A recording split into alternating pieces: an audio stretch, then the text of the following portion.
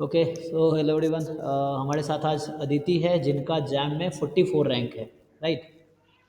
हाँ जी सर। जो सो कॉन्ग्रेचुलेशंस अदिति।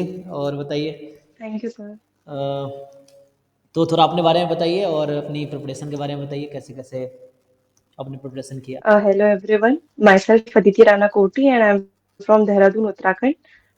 और मैंने अपनी बैचलर्स डीयू से करी है, श्री वेंकटेश्वरा कॉलेज से करी है। और एक्चुअली ये मेरा ड्रॉप ईयर है। सो सर, मैंने एक और बार प्रिपरेशन करी थी 2024 के लिए, बट तब मेरा कॉलेज के साथ था तो मैं मैनेज नहीं कर पाई थी। और मैंने सर से ही ली थी, बट तब डिप्स में पढ़ाते थे सर आप, हाँ। तब मैं पढ़ती थी। हाँ जी सर। तो फिर उसके बाद आपने छोड़ दिया था, तो उसके बाद जो नए सर आए थे तो समझ नहीं आता था, तो मैं सोच ही रही थी कि आप कहाँ होंगे, मतलब आपके मतलब आपका पढ़ाना बहुत अच्छा लगता था। तो फिर मेरी फ्रेंड ने बताया था मैथ स्टैट्स का, तब मैंने सोचा कि ठीक है अब एक और बार ट्राई देंगे, तब मैंने आपसे ही पढ़ा था फिर। अच्छा, हाँ, मगर 21 से पहले, 23 से पहले पढ़ाता था वहाँ पे डिप्स में। ओके, चलो, बहुत अच्छा लगा। तो चलिए, एट द एंड आपका हो गया, अब आईआईटी में एडमिशन हो जाएगा, है ना? तो हाँ जी सर। कानपुर तो मिल ही जाएगा, बॉम्बे का थोड़ा आप शायद अनसर्टेन, ऐसा है? हाँ जी सर। हाँ, कोई नहीं, मिल जाएगा, मुझे लगता है बॉम्बे भी मिल सकता है। आपका क्या ईडब्ल्यूएस है या जनरल है प्योर? नहीं सर, सर जनरल। जनरल है, अच्छा, तो कानपुर तो मिलेगा ही, है ना? ये है। हाँ जी सर। चलिए, बहुत अच्छा। तो कैसे कैसे आपने प्रिपरेशन किया, थोड़ा बताइए। डिप्स में तो पहले सिर्फ मैं पढ़ाता था, वहाँ पे शायद मटेरियल का मुझे आइडिया नहीं था कि कैसे कैसे क्या देते हाँ थे। जी सर। हाँ जी सर, जैसे यहाँ पे तो ऐसा हुआ था ना कि मैंने सीओईटी दे रखा था 2024 में। हाँ। तो उस चक्कर में थोड़ा डिले हो गया, क्योंकि मुझे लगा था हो जाएगा बट नहीं हो पाया। तो फिर मैंने मिड जुलाई या जुलाई एंड से प्रिपरेशन चालू करी थी, तो मैं ऑलरेडी पीछे थी।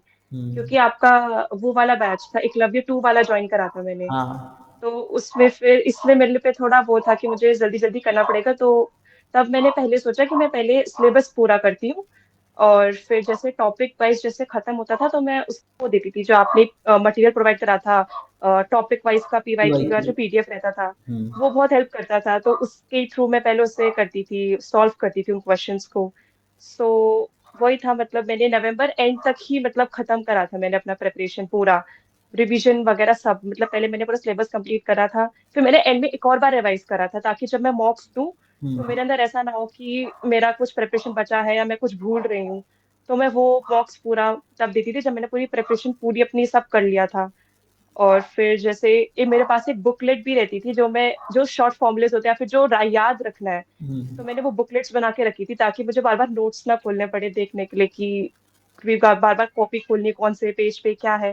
तो एक बुकलेट थी जिसमें सारे फॉर्मुलेस वगैरह रहते थे, तो कुछ नया भी होता था तो मैं उसी में ऐड कर लेती थी।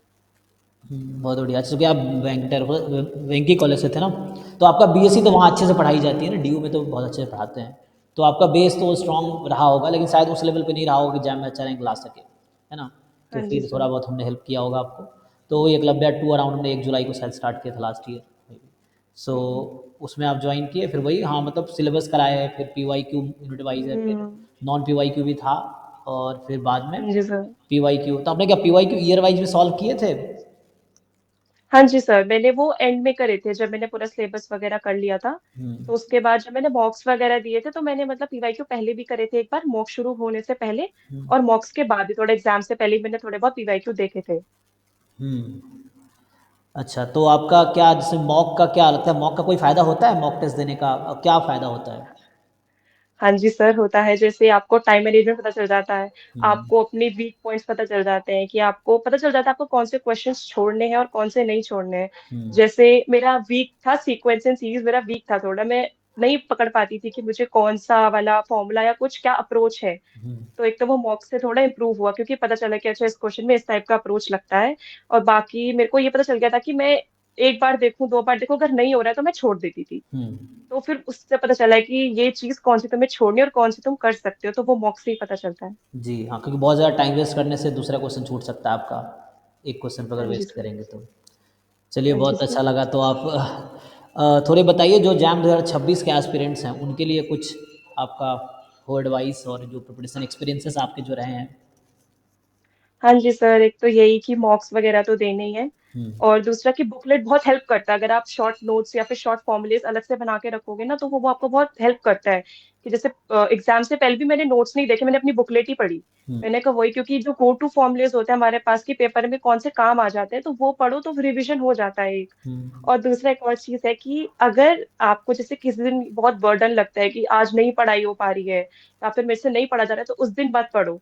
क्योंकि फिर होता क्या है कि आप उस दिन पढ़ते हो ना, तो आपको जो दिमाग में वो जाता ही नहीं है, आपको बस लगता हुँ, है पढ़ लिया, बट वो आपके ब्रेन में गया ही नहीं है। हुँ। तो अगर आपको जैसे उस दिन बहुत बर्डन लग रहा है, आपका मन नहीं कर रहा है, तो एक दिन मत पढ़ो, कोई बात नहीं, उस दिन एंजॉय करो, तो माइंड फ्रेश भी हो जाता है। हाँ, एग्ज़ैक्टली उससे ज़बरदस्ती वो करने से ना सही कह रहे हैं आप। हाँ जी सर। ब्रेक लेने के बाद थोड़ा माइंड फ्रेश हो जाता है, तो नेक्स्ट डे आप शायद बेटर गेन कर पाएँगे, है ना? देन बर्डन में करते हैं। हाँ जी सर।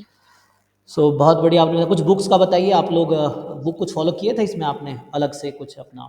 नहीं नहीं सर, जैसे मेरे पास तो वो थी, एफएमएस थी। वो हुँ। तो ऑलरेडी बीएससी से मेरी पढ़ी हुई थी, तो वो तो ऑलरेडी हेल्प करता है, बाकी आपके नोट्स इनफ है। हाँ, बाकी अपने आप खुद ने अपना नोट्स बना रखा था अपने बुकलेट, हाँ ताकि जी। समय पे हाँ रिवाइज़ जी कर सर। सकें टाइम बाय टाइम।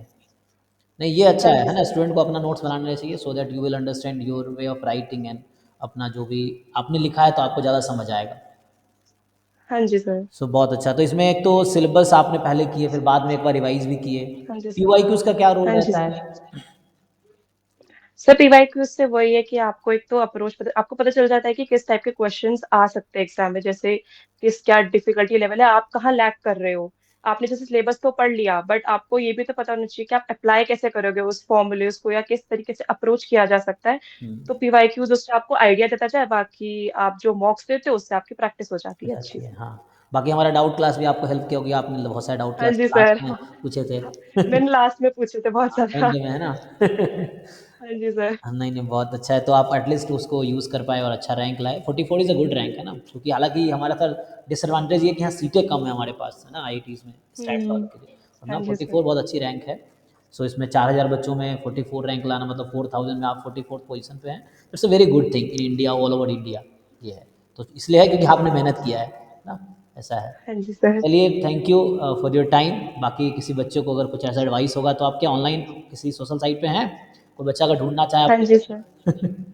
हाँ जी सर, इंस्टा पर हूँ मैं, बाकी व्हाट्सएप वगैरह पे कुछ होगा तो बता देंगे। बता दें, ठीक है चलिए। थैंक यू अदिति हाँ for ji your sir. Time and thank you thank you sir. Sir, अच्छा लगा मिलके आपसे। Thank you thank sir. You, bye, हाँ।